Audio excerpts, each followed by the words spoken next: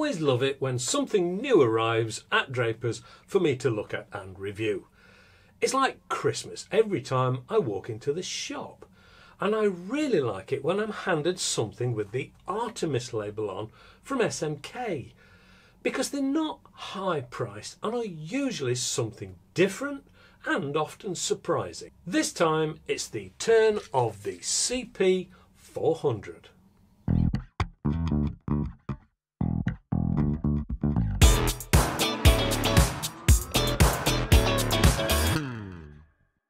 Hello and welcome to AAR on Air. It's Artemis time with the new CP400, and I can't help having a bit of a deja vu moment because this has a bit of a CP2 feel to it, and I really like the CP2 a lot.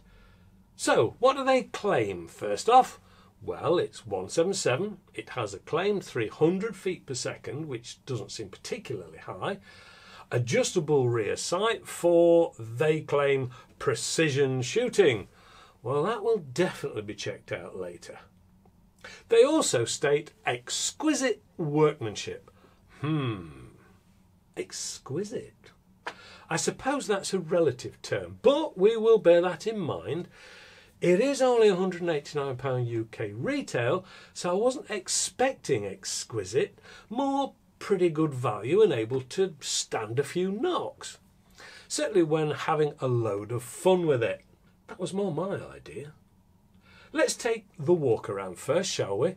It is all black, about 290mm or just under 12 inches long, weighs in at approximately 700 grams.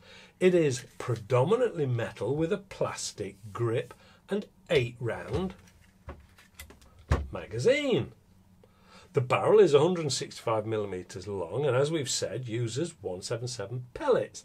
The fact that we are on pellets here rather than BBs should hopefully help with the precision claim, but that can also be helped by the fact that there are rails. A Picatinny rail on the underside of the barrel and what initially looks like a rail on the top, maybe for a red dot or the like. The front has fixed iron sights and the rear is adjustable for windage only. There isn't a lock on this, it's simply a slide into place and then leave item, which I suppose could be susceptible to knocks. Above the barrel is a Magnum style vent to add to the overall look. Behind this is the slide to release the magazine, which then slots in quite nicely behind the catch, and it's locked into place. Simple. Loading the magazine is also very simple, but a word to the wise. If you are simply dropping in the pellets,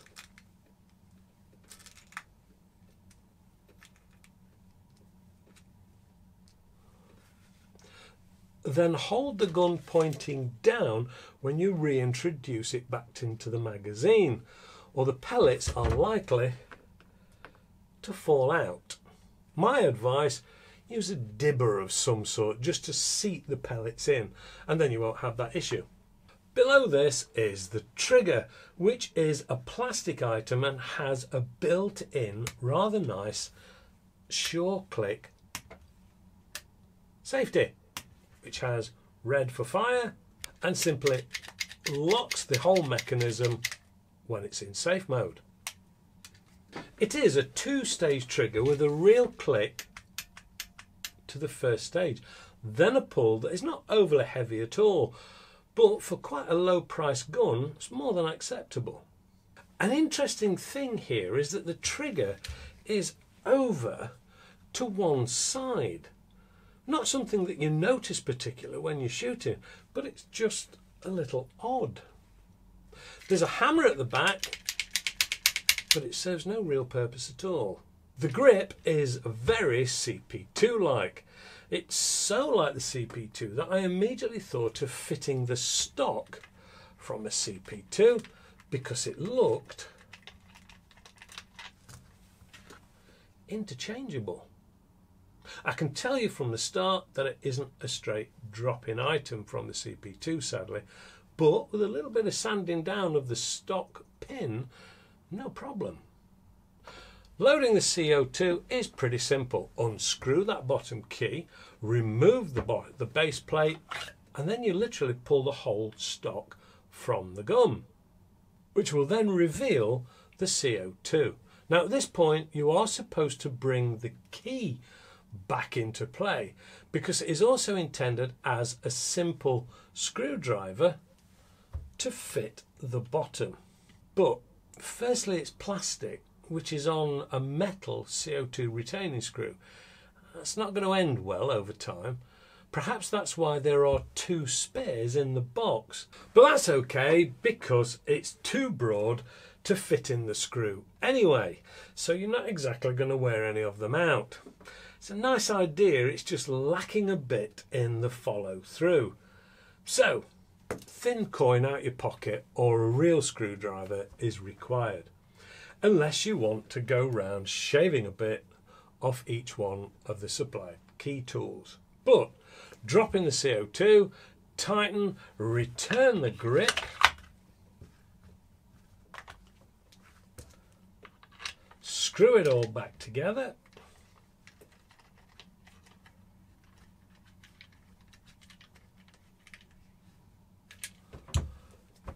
and with that done, let's get on the range with this, shall we? Usual 10 meters indoors. The first thing to tell you is that I have recently got hold of a bunch of the new red dots from Hawk. So I was shooting with the smallest one of those fitted.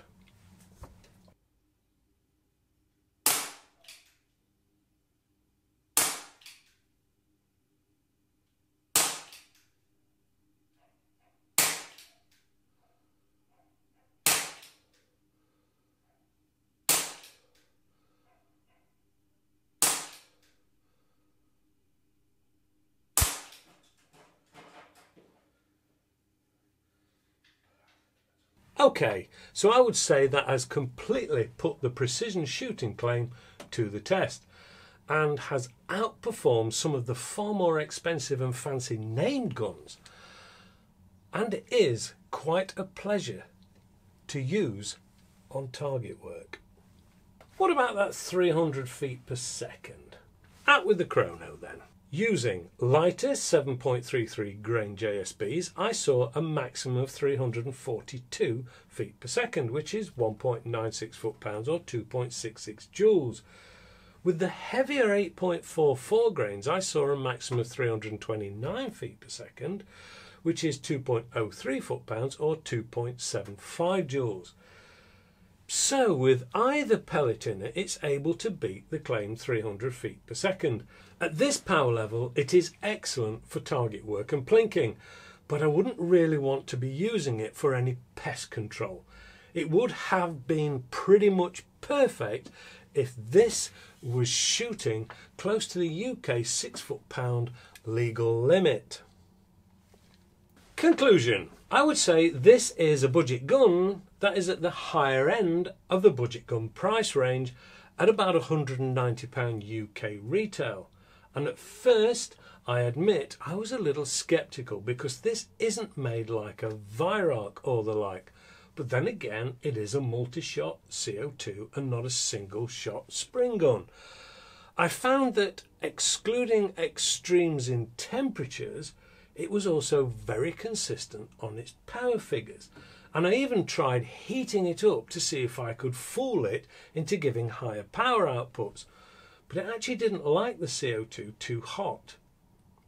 It is an easy and pleasurable gun to use, and I had more than a happy feeling using it, as I did when I used the CP2.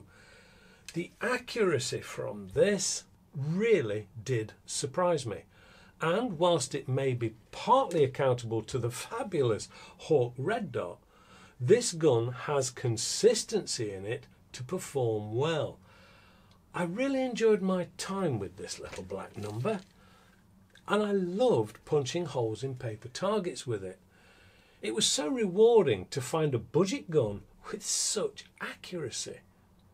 I get the feeling they may be producing 2 versions of this, because when you look through the instruction booklet, there is a photograph of a max 7 joules gun. Now that is one I would like to get my hands on if that was the case. Thanks for watching.